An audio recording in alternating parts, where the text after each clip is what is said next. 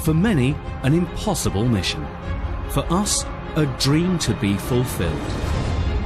With the willpower, drive and confidence of the ones who believed, we made it.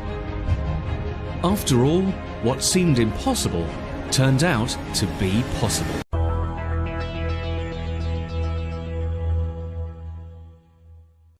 Mark Cuban's 12 Rules for Startup.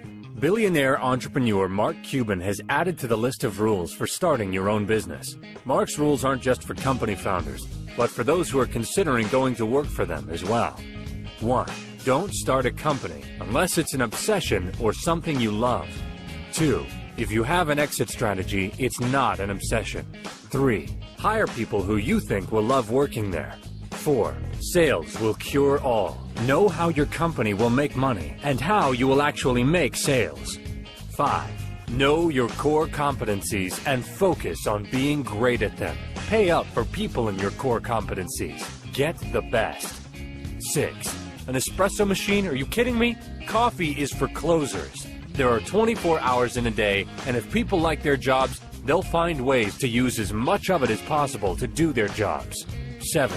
No private offices.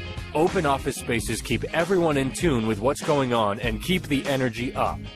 8. As far as technology, go with what you know. If you know Apple, use it. If you know Vista, ask yourself why, then use it. And let your people use what they know. 9. Keep the organization flat. If you have managers reporting to managers in a startup, you will fail. 10. Never buy swag. A sure sign of failure for a startup is when someone sends out logo-embroidered polo shirts. 11. Never hire a PR firm. Whenever you see information related to your field, get the email of the person publishing it and send them a message introducing yourself and the company. They'll welcome hearing from the founder instead of some PR flack. And number 12, make the job fun for employees. Keep a pulse on the stress levels and accomplishments of your people and reward them. In Mark's first company, Micro Solutions, when they had a record sales month, he would walk around handing out $100 bills to salespeople. That's a motivator.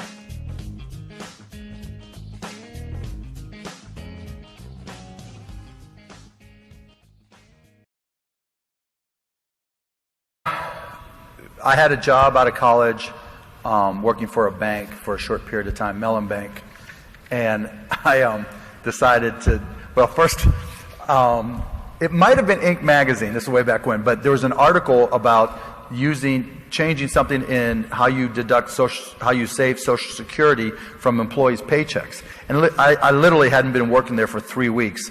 And so I sent it to the CEO of Mellon Bank. Hey, I thought you might be interested in this. Literally, some guy he never heard of. And I got a note back that said thank you. And I'm thinking, okay, look, my whole motive in taking a job working for somebody was to help them become more profitable. That's the way I always looked at it.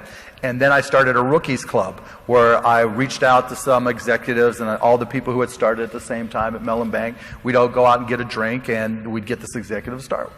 And I didn't run it through my boss or anything. And so my boss at the time calls me in and said, "You're doing this." I said, "Yeah," thinking he's going to say, "Great." He just starts screaming at me and reaming me. "How could you do this? You go everything through me. You work for me." Yeah. So I knew I wasn't destined there. And then I left and I went down to, ended up down in Dallas and got a job working for a company called Your Business Software. And we sold software, and I didn't know anything about software. I took one computer class at Indiana and kind of cheated to pass.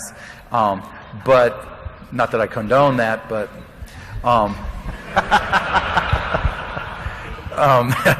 and so I had a customer, and I'd stay up all night reading. I figured, computers were new, and technology was new.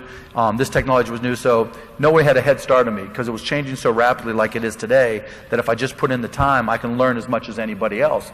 And so I taught myself, I'd stay up late reading software manuals, taught myself different little simple programming languages, and kept on getting bigger and bigger and better and better. But it was at a retail store, and one of my responsibilities was to come in, sweep the floor, wipe down the windows, and open the store. And I had a customer who wanted me to come out there and close a deal, and it was a $15,000 deal, $1,500 commission to me. Told my boss, he said, "No, you need to be there to open the store." And I made the executive decision that I was going to go get the check, because you know, I was living 6 guys in a 3-bedroom apartment, sleeping on the floor, and this check meant I could like not use the same Holiday Inn towels with holes in them that I'd stolen, you know. But anyway, so I went and picked up the check, thinking when I came back and gave the check to my boss, all would be forgiven, and you know, the sales cures all. Fired me, and so those back-to-back experiences confirmed what I already knew, that I was a shitty ass employee, and then I better start my